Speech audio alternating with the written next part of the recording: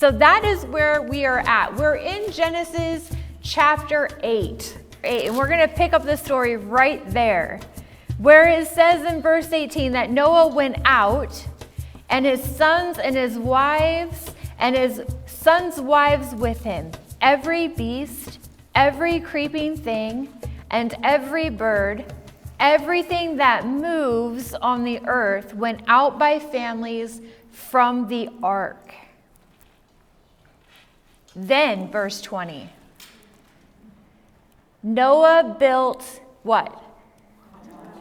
An altar to the Lord, and took some of every clean animal and some of every clean bird, and offered burnt offerings on the altar.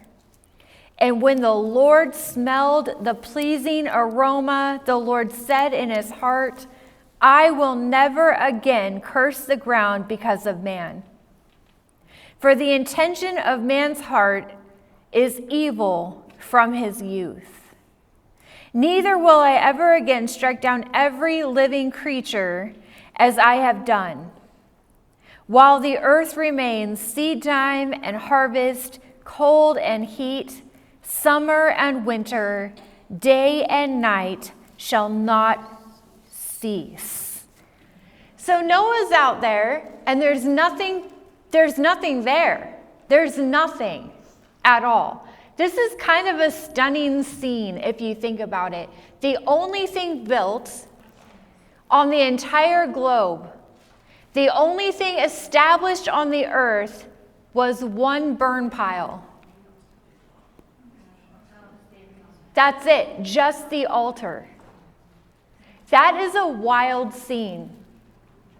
That the only thing that is constructed on the earth is an altar. It says in Ephesians 5 verse 2 that Christ loved us and gave himself up for us, a fragrant offering and sacrifice to God. The only thing that was on the earth was the altar. And Jesus, according to Ephesians, is the sweet altar of sacrifice. The Lord looked down and saw an altar, which is a picture of what? Jesus, specifically, what about Jesus? His sacrifice, which happened on what? The cross, right? The altar, the lamb that was slain. The promise that the Lord had given in the garden of a coming cross and a Messiah that would conquer all is demonstrated on this burnt offering, a sweet aroma to the Lord. And that blood sacrifice brought grace to men in this new covenant where the Lord said, I will never again destroy the earth by water. We're going to hear in chapter 9. So these new beginnings, this new beginning with this new family coming off the ark in a very different world than when they left it. Can you imagine? Imagine being Noah. Go boots on the ground. We have time. Imagine this. And he gets off the ark so thankful that the Lord showed him grace and that he found grace in the eyes of the Lord and that Noah was saved on the ark of salvation, he and his family. And to him was given the promise of the Zerah. And his first act on earth is to build an altar of worship to the Lord. Good job, Noah. Hold on to that because it's not going to last. Good job, Noah. Now, in this text, chapter 9, the Lord is going to reestablish man. It's a do-over. The do-over comes with new rules and a new establishment of purpose. Okay, so let's look at it. Chapter 9. It says that God blessed Noah and his sons and said to them, what did he say? And fill the earth. These are important. Be fruitful and multiply and Fill the earth, right? This is important. This is number one. Number one is do-over. This is exactly the same command that Adam got in the garden. Be fruitful and multiply and fill the earth. It's exact verbatim, exactly the same thing that the Lord told Adam. Now, I want you to note, though, in this command that they were to be fruitful and multiply and do what? Okay, that's important. That's going to come out tonight, okay? And fill the earth. But under the curse this time, that's going to be harder to do.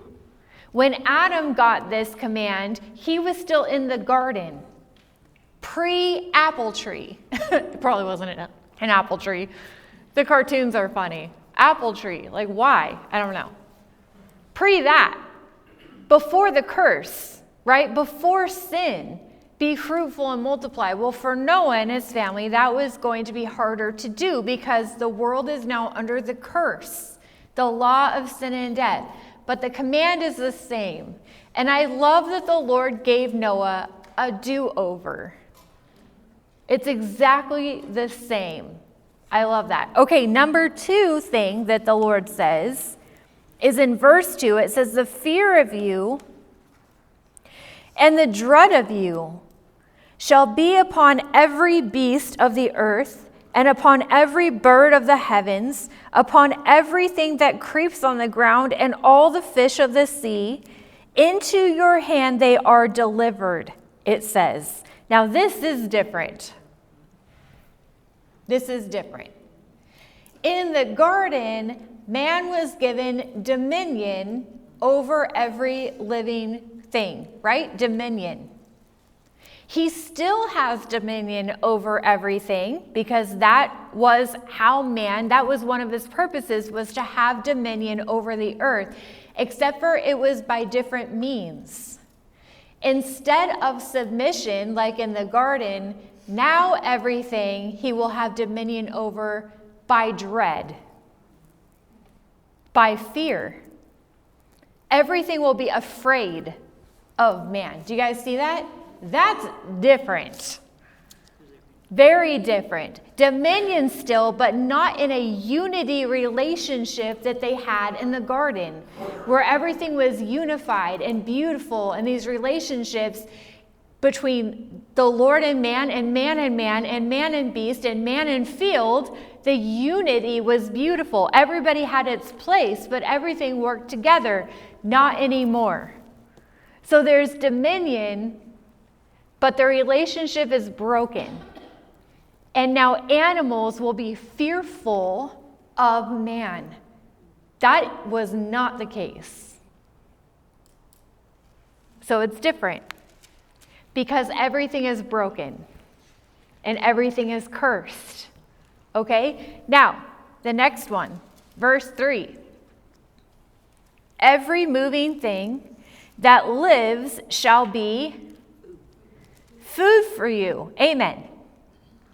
And as I gave you green plants in the garden, right? I give you now everything, he says. So what's different now? Their diet is different now, right? Now all things are permissible to eat. In the garden, everything was permissible to eat except for one tree, right? Now the Lord is giving them dominion over all animals, and now they are going to be hunters as well, which is different, right? Now, just as in the garden, there was a rule, and the rule was you can eat of every tree except for one, right? So there was a disclaimer on this. So is true with the idea of eating meat now. There was going to be a rule. There's a rule. The one rule is what? Do you guys remember from your homework? No blood, right? Look at it. Verse 4. But you shall not eat flesh with its life. That is It's blood. Why do you think that matters? Now remember, we don't have a lot of context for humanity, really. We're only 8 chapters in, and we've completely started over already. Way to go, us! But so far, in the context of our story, from chapter 1 through 8, why do you think that the Lord put this rule about blood? Bloodshed was rampant and disregarded before the flood. Cain murdered Abel. But that wasn't the worst of it, because remember Lamech? Lamech made his own moral standard, remember, for bloodshed, which was what? If you bug me, if you look at me sideways, you're toast. Remember, this is a paraphrase. This is from the Message Bible. If you look at me weird, you're toast. That's what Lamech said, right? He justified what Cain did and said, and I'm going to be protected 10 times that much in his snugness, in his self-righteousness. Remember that? Now imagine what we know about chapter 6 of mankind. Being wholly violent, driven by the enemy, and only evil continually all the time. Remember that? The state of mankind. Imagine the violence then.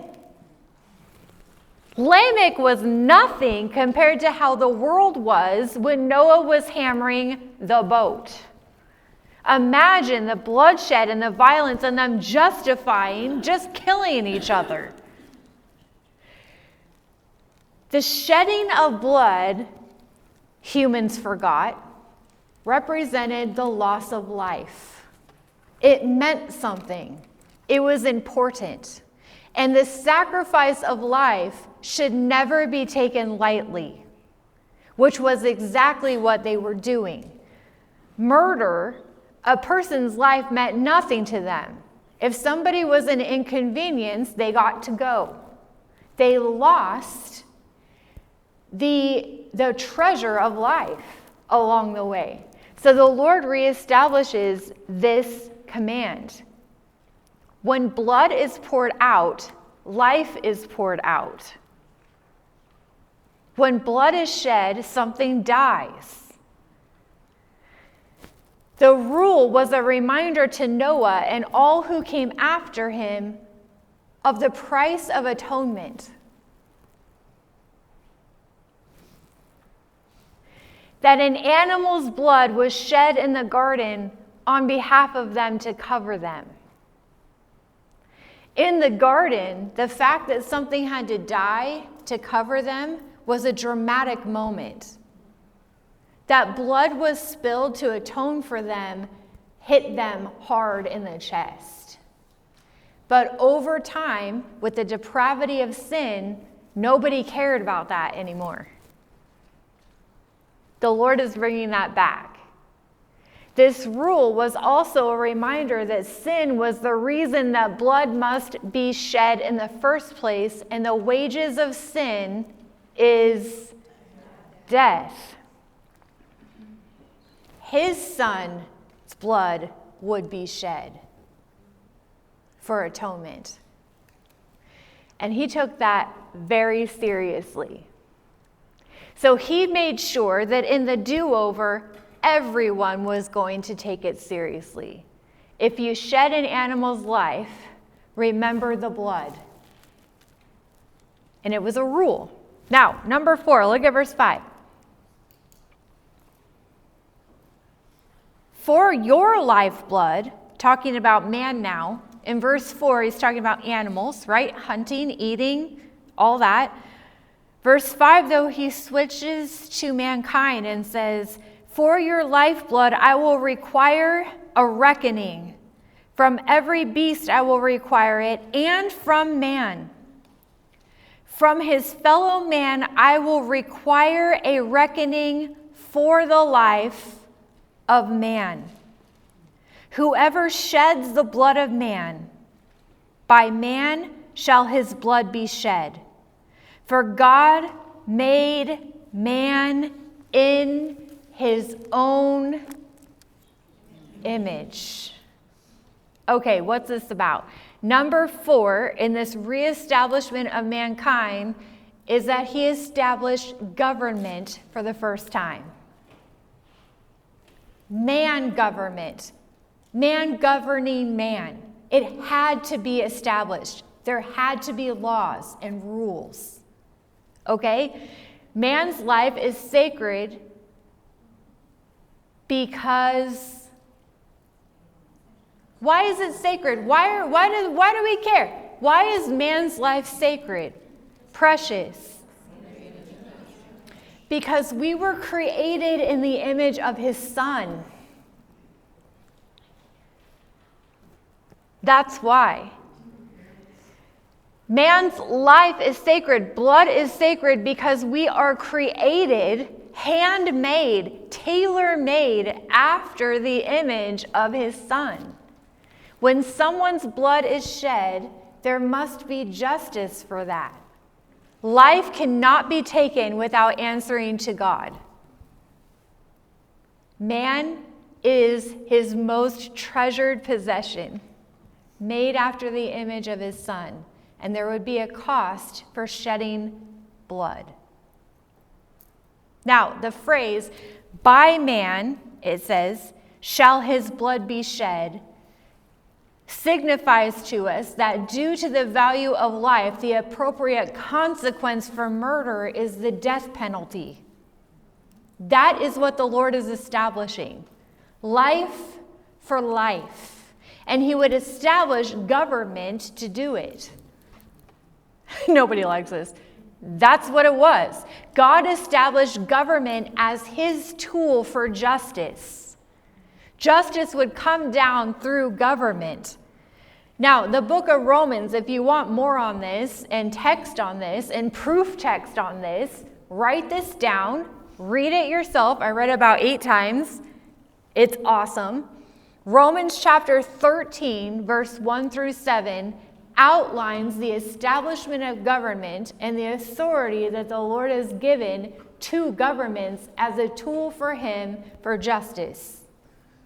Now, we know, because sinners rule the justice system, that there's all kinds of corruption and sin that happens in government. No. I know. Take that home, put it on your fridge, think about that.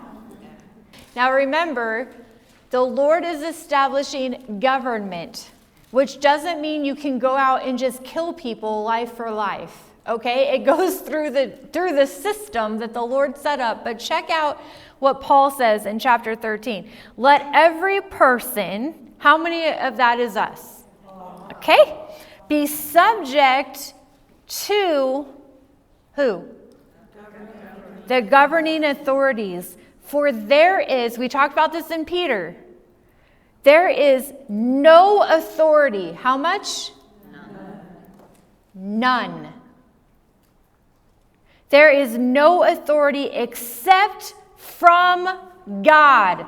Who puts the authority where they are? God does. And those that exist have been instituted by God. Now, before we start throwing out a bunch of disclaimers how that does not apply to us, who was the governing authority on the throne when Paul wrote this letter? You know him well. Caesar Nero. Same guy. Paul and Peter are contemporaries. They died in Rome the same year. Paul was beheaded because he was a Roman citizen, and Peter was crucified because he was a Jew. But they were both caught and executed by Caesar Nero. Caesar Nero is who he's talking about. There is no authority except from God. And those that exist have been instituted by God. And he goes on to tell us how he uses them as a tool for his justice. He also elected Nebuchadnezzar and the Pharaoh of Egypt and Herod, Biden, Trump, Putin, Netanyahu. It goes on and on and on. The Lord is the one who is sovereign over governments, and he is the one who turns the heads of kings. Sometimes it's good, sometimes it's not. It usually is not as it seems. But the Lord is doing something, bringing justice to something, doing something on the big scale. He's sovereign, we are not, you see. So read the rest of that. I just wanted to read that one, but read the rest of it. In the beginning, God instituted government for the death penalty. Life for life, you see. Okay? In the wholeness and the righteousness that he intended. We, of course, messed that up. But that's not his fault, that's our fault. What he intended was to protect life. Life was important, and life was getting murdered and bloodshed for no reason, with no consequence at all, for generations and generations. So keep that in mind. Think about Genesis 1 to where we are. Would not the Lord need to establish some sort of consequence? Yes, is the answer. So this is new because the only justice or government that was upheld before the flood was the moral law, or lack thereof, that man made up. Well, when your heart is only evil continually, you're probably not going to be good at that, making moral law. So he's helping us out. Now, in these commands that he sets up, this new reestablished purpose, the Lord invites man to participate with him in these duties, in the duty of filling the earth and ruling the earth. It's why we're here. Okay? But not just purpose, he also reestablished a promise. And this is really cool, because he reestablishes his promise, the covenant, with one of the only guys on the planet right now, Noah. Noah is the guy. It's a contract, an unconditional contract. Now, this is important. This is a pop quiz, Bible students. What is an unconditional covenant? No strings, okay? God does it, right? So a covenant or a contract is between two people usually. An unconditional covenant is the Lord signing the whole thing, and it will be done with or without us. That's good news. We like these. These are good. There's also conditional covenants. That is, that man upholds one side and the Lord upholds the other. You'll hear things like if, then, right? If you do this, then this happens. If you don't do this, then this happens. These are conditional. Adam's covenant in the garden was conditional. You can stay here, Adam, your whole life, forever, immortal, in the garden, if you don't eat that tree. Right? Conditional. It was conditional, based on a condition of man. The Moses covenant is conditional. If you obey me, then you get this. If you don't obey me, then this happens. Right? It's conditional.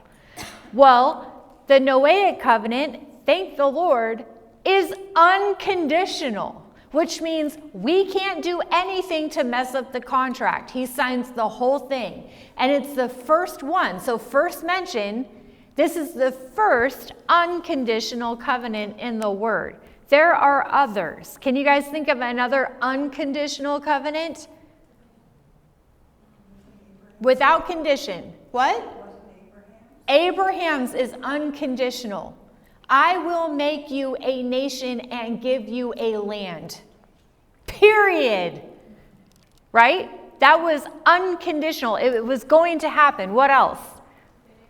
The Davidic covenant, unconditional. The Messiah I will build you a house, David, and through you will come the Lion from the tribe of Judah, and the scepter shall never go. Remember? And he will have a kingdom that lasts forever. That is unconditional. Thank the Lord. We are in an unconditional covenant under the blood of Christ. When you get saved, it is not now based on your works or your condition or if you're in a good mood or not, whether you are atoned by the blood of the Lamb. You are in him, right? We mess up all the time, but it doesn't change our contract with Jesus. If it's genuine, true faith, that's a big disclaimer. True, genuine faith, you're in, right? So if I have a bad day or a sin, it's not like if, then, that would be terrible. That's called works and legalism. We don't want that. So we are under an unconditional covenant. Verse 8, then God said to Noah and to his sons with him, behold. That word, by the way, is very important in the Hebrew. It is basically a listen up, exclamation points. Hey, wake up. So every time you see the word, the Lord's going to say something that deserves an exclamation point, and I love exclamation points. Behold, exclamation point. I established my covenant with you and your, which is Zerah, right? The seed after you, the Noahic covenant. What covenant? Which is conditional or unconditional? Okay, and who's it with? And his offspring, which is the Zerah, right? That's good. And with every living creature that is with you, the birds, the livestock, every beast of the earth with you, as many as came out of the ark, it is for every beast of the earth.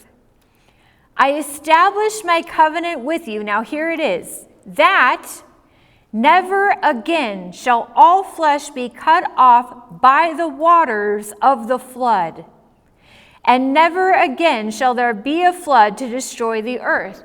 Global flood. So the Zerah, before we go on, Noah is now with you. The seed of the promise from Genesis 3:15. It is now with you. So I pledge, the Lord says, to you an unconditional covenant that all things will remain as it is until the end. No more restarts, not on earth, not like this, until the end, when he will destroy the earth by fire. Okay? So that is the covenant. God seals or guarantees or validates the covenant with a sign for Noah. To prove that he's serious and that he means it, he gives Noah a sign. What's the sign? The rainbow, which is visible and frequent. I just saw a rainbow the other day. I'm like, hey, look, a rainbow. The sign, right? Look at verse 12. It says, this is the sign of the covenant that I make. Who makes? God. Because it's unconditional, right? I'm going to make this between me and you and every living creature that is with you for all future generations. I have set my bow in the cloud, and it shall be a sign of the covenant between me and the earth.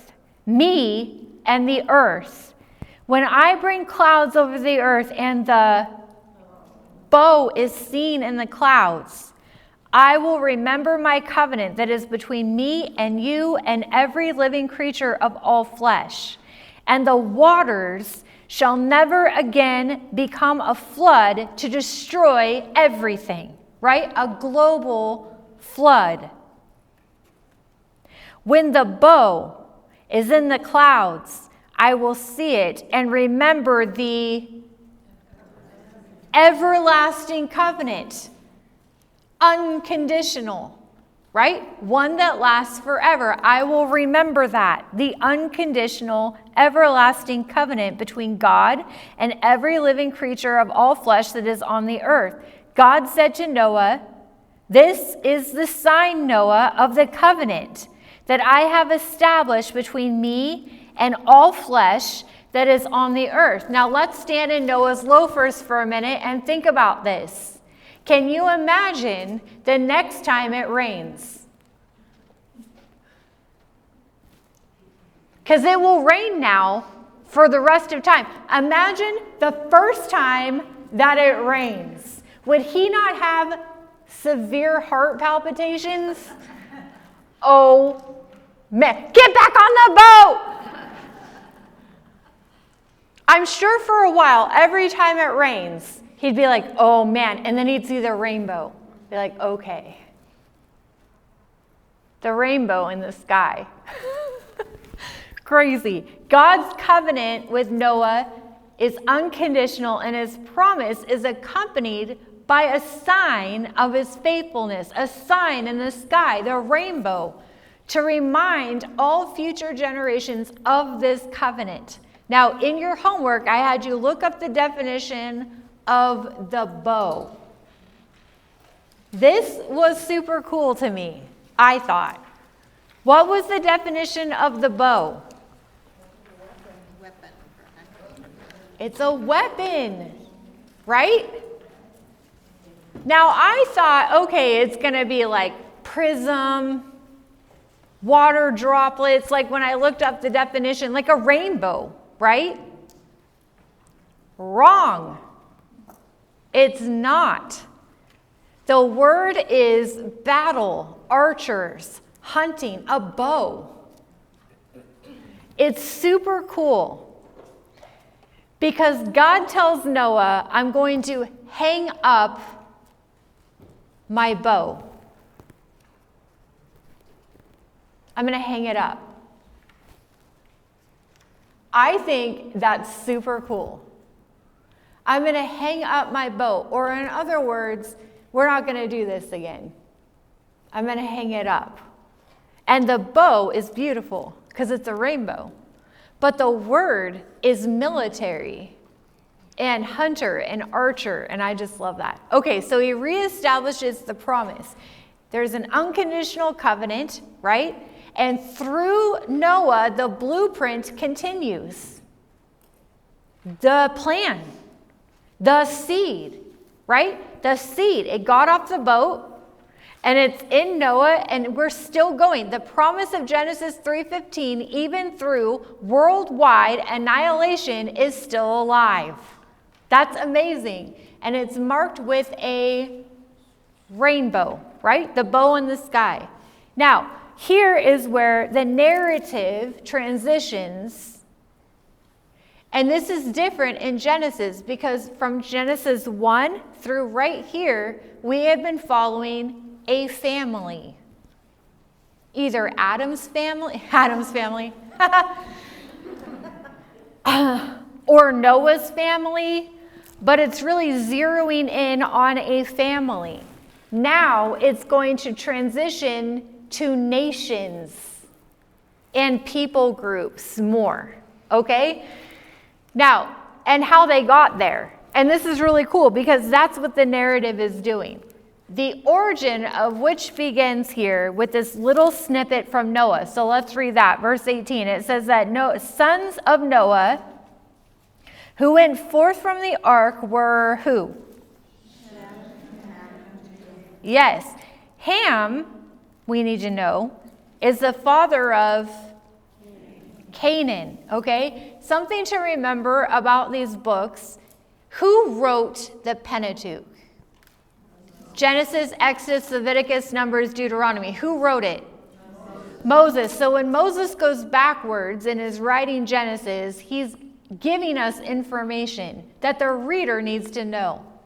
So we are here told that Ham is the father of who? Canaan should ring a bell. Yes? The Canaanites ring a bell? Okay, that's important. The reader needs to know that. These 3 sons, Noah's 3 sons, we 3 sons. What was that show? My 3 sons. Thank you. And from there, the people of the whole earth was dispersed. Now Noah began to be a man of the soil, and he planted a vineyard. Uh-oh.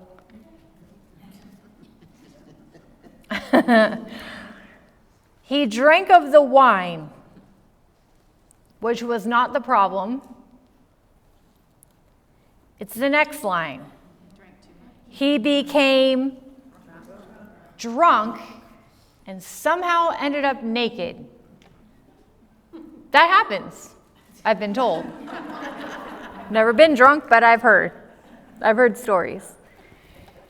He drank the wine, became drunk, and lay uncovered in his tent.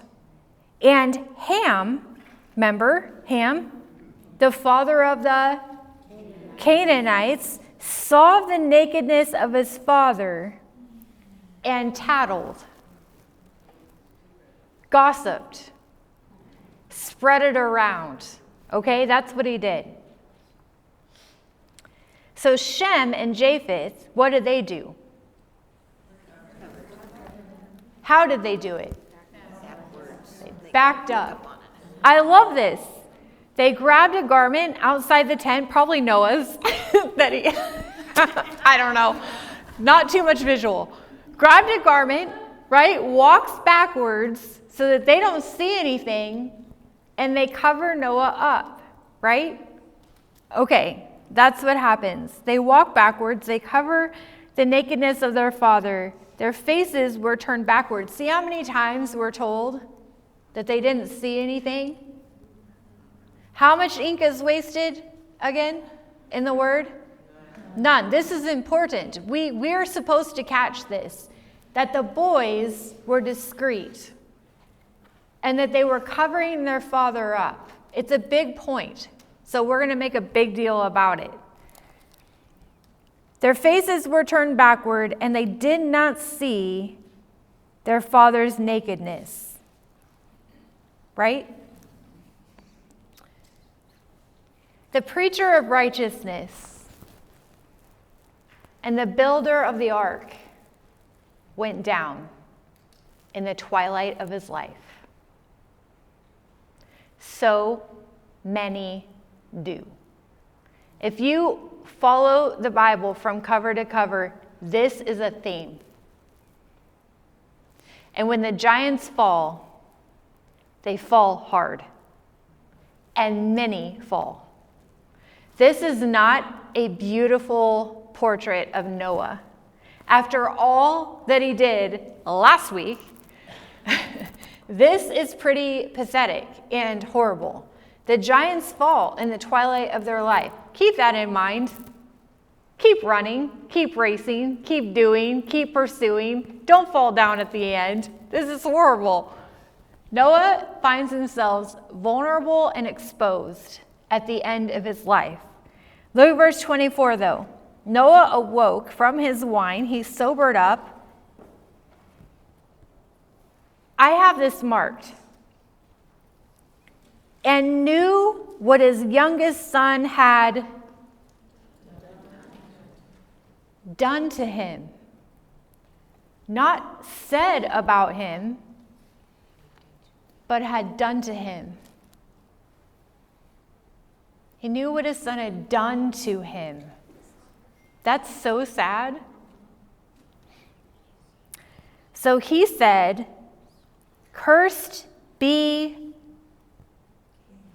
Canaan.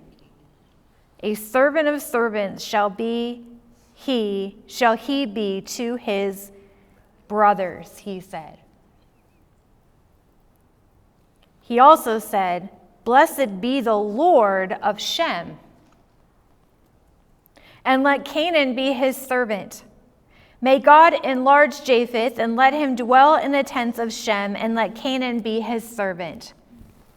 So after the flood, Noah lived another 350 years and died at 950. That's so many.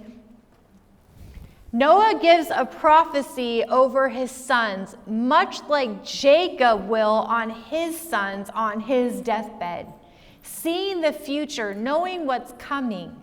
That's what Noah is doing. There was something about Ham, I knew I was going to do that, Ham and his son, where Noah knew something about them, you see. It may be that the Lord is giving Noah insight to tell Ham that his son would bring shame on him too.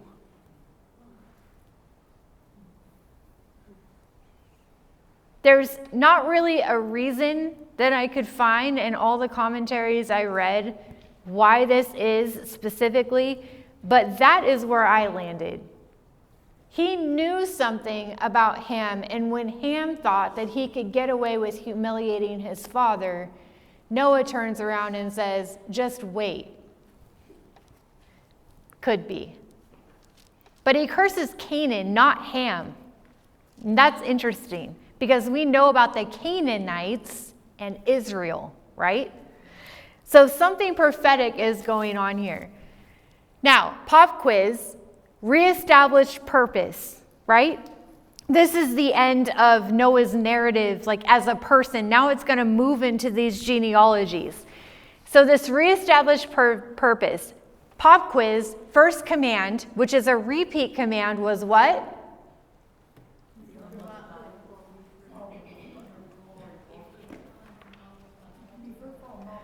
Be fruitful and multiply and fill the earth. Okay, that's a huge point. Fill the earth. Now, let's see what happens. Chapter 11, verse 1. Here's the thing. Chapter 10 is not in chronological order. It comes after chapter 11. It's a literary flow that they're doing because they're picking up Noah's generations, but chronologically, it goes after the Tower of Babel, which makes much more sense. So flip over to chapter 11 really quick so that we can look at this. It says, now the whole earth had what? One language and same words. Everyone spoke the same language. That's kind of wild. And as people migrated from the east, they found a plain in the land of Shinar and settled there. What were they supposed to do? Fill the earth. What did they do? They coagulated. That's what they did. They did not fill the earth. They were supposed to fill the earth, but they didn't. They all sat down in Shinar. Now, we know what Shinar is, I think, in the Bible. Shinar is a part of what huge nation? Babylon. Shinar and Babylon are interchangeable. They are in Babylon. They are in Iraq. And they sat down to settle in Iraq. That's where they are. So they congregated together and they built a city. Now, how well did this work out the first time? Remember the city? We've already had one. Remember Cain, who built a city of industry and pop culture? Remember all that? Built a city? Okay, here they're going to build a city. Nimrod city. There's a name for you if you're looking for names. Nimrod city. Okay, and they stayed at Shinar or Babylon. That's where they are. Now, definition of Nimrod. warrior, mighty, and rebellion. All those things. He was a mighty warrior of rebellion. That's who he was. He's crazy. Okay, now look at verse 3. They said to one another, because everybody speaks the same language, "Come, let us make bricks and burn them thoroughly." And they had brick of stone and bitumen, whatever that is, right? For mortar. Then they said, "Come, let us build ourselves a city and a tower with its tops to heavens, and let us make a name for ourselves, lest we be dispersed." You guys see this? Their plan was to coagulate so that they would not be dispersed. What were they supposed to do? Disperse over the face of the earth. That's literally exactly what the Lord told them to do. You guys, we are back on the crazy train. Look at us. Noah's been off the boat for 10 minutes and we're already doing exactly opposite of what the Lord told us to do. Let us stick together so that we don't get pulled apart. That's so stupid. So this tower they built is that ziggurat, right? That's what they built. This ziggurat is this pagan structure that you can still see in the Middle East, over in Iraq, not really the Middle East. It's a stepped pyramid. I think there's a picture of it in your book, actually, in the teaching notes. A stepped pyramid, they are religious centers that they thought could reach the god or goddess of whatever choice there was on top, okay? The pinnacle, the top of these ziggurats are called the Gate of the Gods.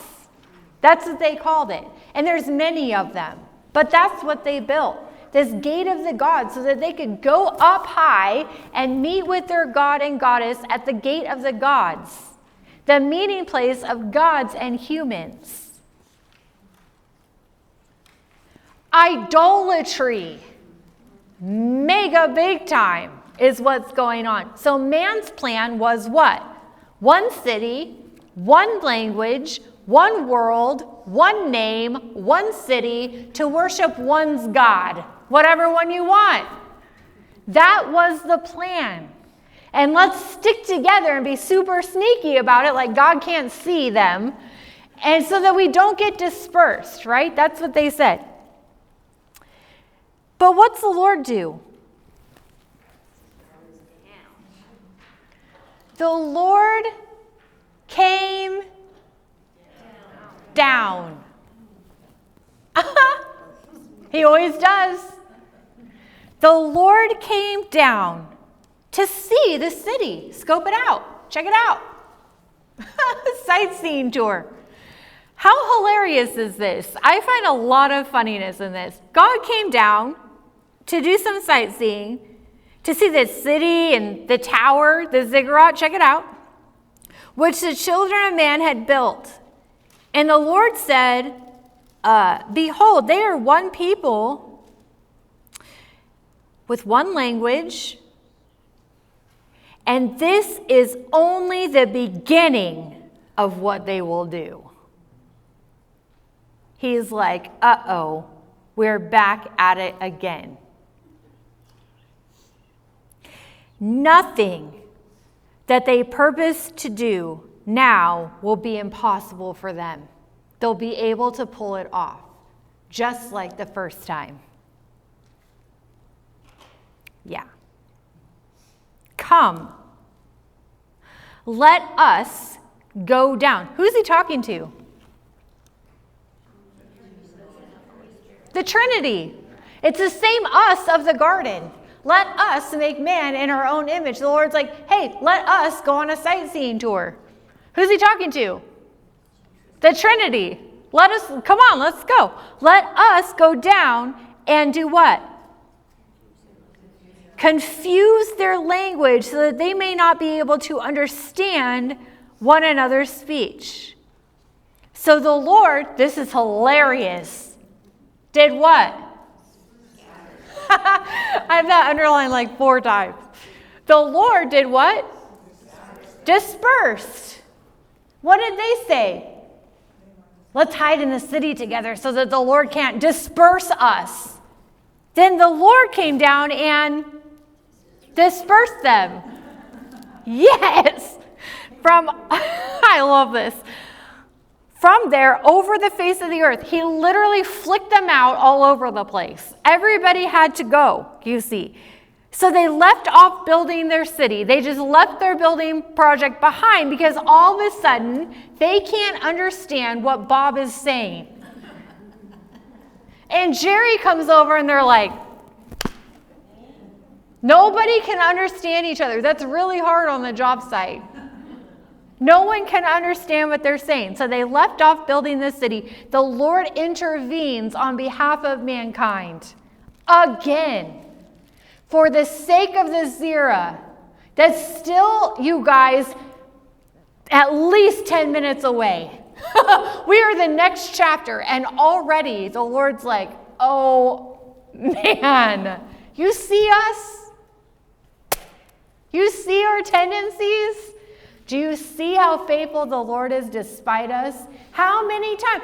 Every chapter is an emergency of stupidity. It really is. And the Lord in his grace keeps intervening so that Jesus will make it on the scene, you guys. Therefore, its name is called, how did Babylon get its name? Now you know. The Lord called it what? Babel, which is exactly what it sounds like. Babel, Babel, Babel, Babel, right?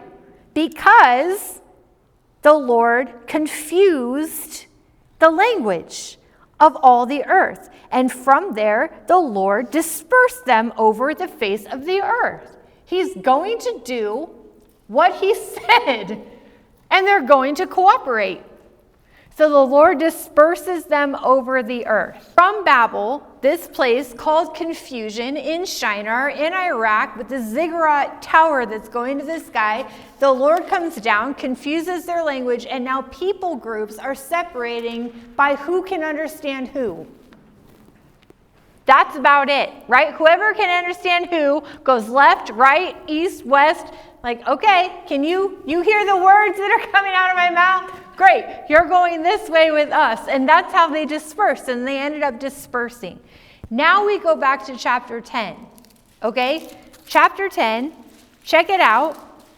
This is called the Table of Nations. So if anybody ever says the Table of Nations, Genesis chapter 10 is what they're talking about.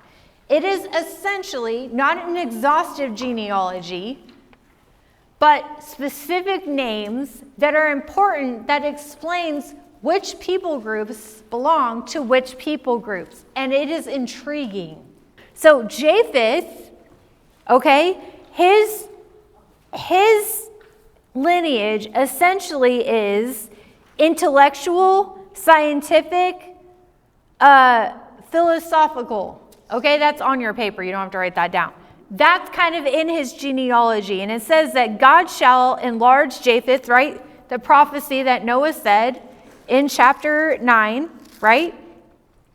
And he shall dwell in the tents of Shem, and Canaan shall be his servant. I picked names of things that would be familiar. You can actually go through and do all the names if you want. I did not do that. I just picked some so that I could show you this, okay? Gomer is in Japheth's genealogy. They ended up settling first in what is now Eastern Europe, but they migrated to Germany and the British Isles. Okay, that's where they settled. Magog might be familiar to you from Ezekiel 38. Who's Magog? Russia. Okay, Russia. But also in the people group of Magog is the Croatians, the Poles, and the Slavs. Okay? Madai, this should be familiar. is the Medes and Persians. When did we talk about the Medes and Persians, Bible students? Daniel, because what happened? In a night. Remember, in a night, Babylon was overthrown in a night, remember? By the Medes and Persians, remember? Cyrus comes in and takes them in a night. That's a cool story. Remember the handwriting on the wall? Everybody peeing their pants? Good story. Medes and Persians, also Iran and the Kurds, okay? Tubal is also Russia. Meshech is how you say Moscow. So it's also Russia, okay? Russia was popular for Japhet. Tyrus is settlements around the Aegean Sea, so it would be Greece and Turkey, among other things, but those are a big one. Riphath is Europe. Tarshish might be familiar for a very rebellious prophet. Jonah was a prophet, but he never really got it. Remember? He was supposed to go to, but he took a ship to Tarshish, remember? Spain, they think, okay? It was like the farthest that had been discovered. They think, they're pretty sure it's Spain. I put a question mark because who really knows? Remember, these are ancient cities that have been renamed a zillion times, right? So everybody does their best. But that's the idea of Japheth. So you guys got that? Okay, Ham. Let's do Ham. Ham is, they're very physical. They're great artisans and builders. Cursed be Canaan, a servant of servants shall he be unto his brethren. That was the prophecy, right? Cush is a very Bible place. It's Ethiopia, okay? So you'll see Cush in your Bible.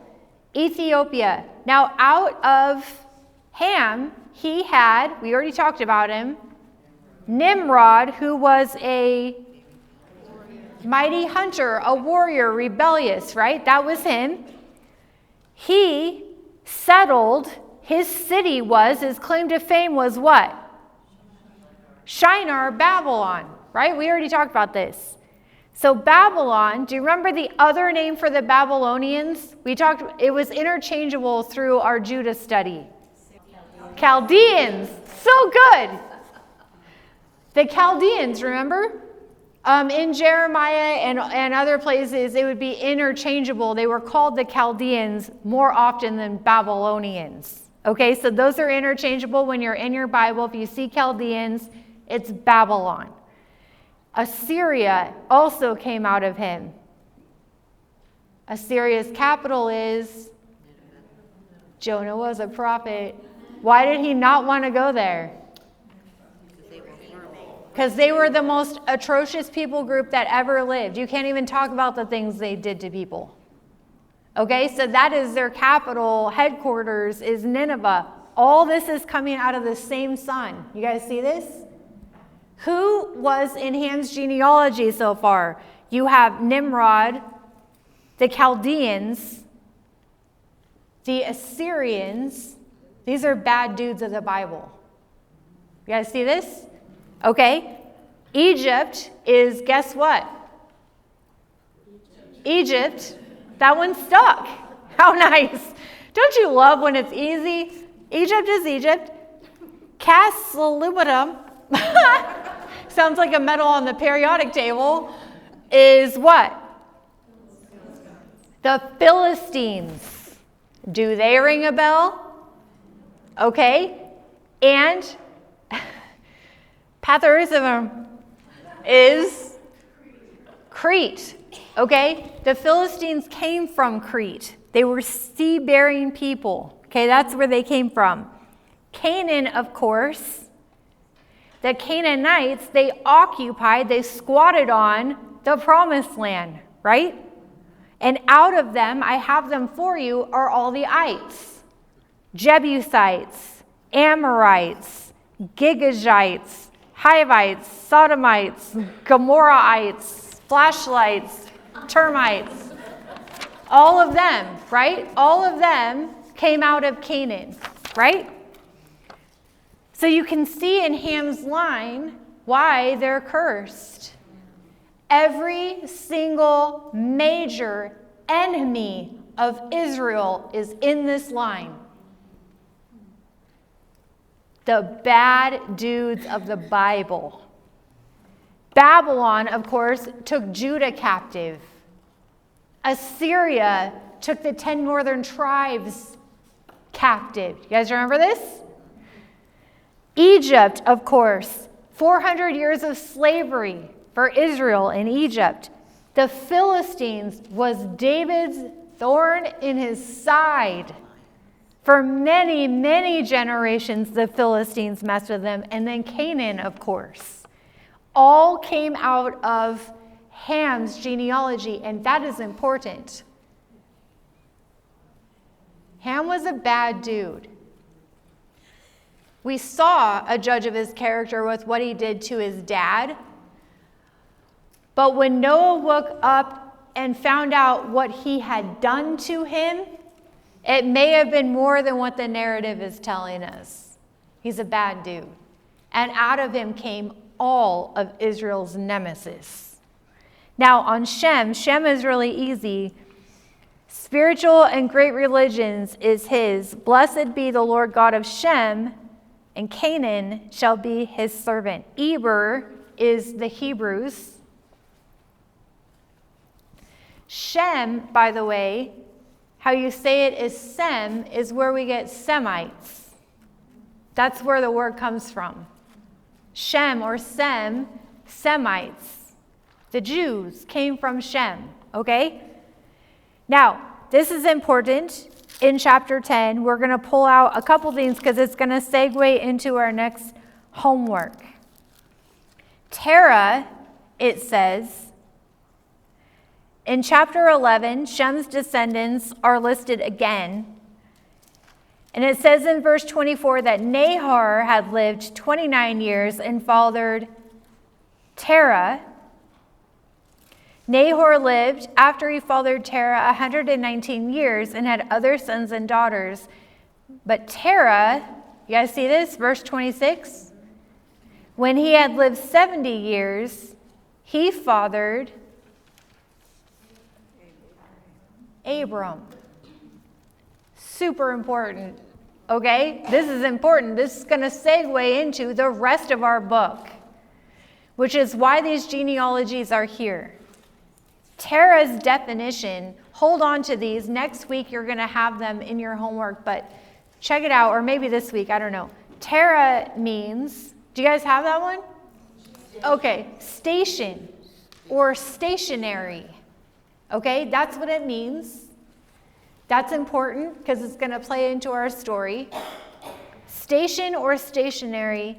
Abram means it's exalted father, and his name will be changed to what is more familiar with us, but that's not till later. Okay, so his name means exalted father. So that's Shem, and those are important. Now look at verse 27. It says, these generations of Terah. Terah fathered Abram, Nahor, and Haran fathered Lot. Right? Lot is Abram's nephew. Okay? So Abram, verse 29, they took wives. Abram's wife's name was Sarah. And verse 30, Sarah was barren and had no child. Abram, who's supposed to be the exalted father and the chosen one to carry the Zerah, cannot have children. That is a problem. And it's going to be a problem that puts Abram in trouble. Okay? If you guys know his story. But it's very devastating idea that the Lord would have his Zerah, the promised Messiah, come through a man who cannot have kids. It's going to be miraculous, is what it's going to be, and he's going to show himself great. But he chose Abram on purpose, and next week we're going to talk about that. And there is some crazy things about Abram's backstory that I did not know that I'm going to share with you guys that's hidden in this narrative above chapter 12, where people usually pick up his story. Chapter 11 actually tells us a lot about Abram, and we're going to talk about that next week.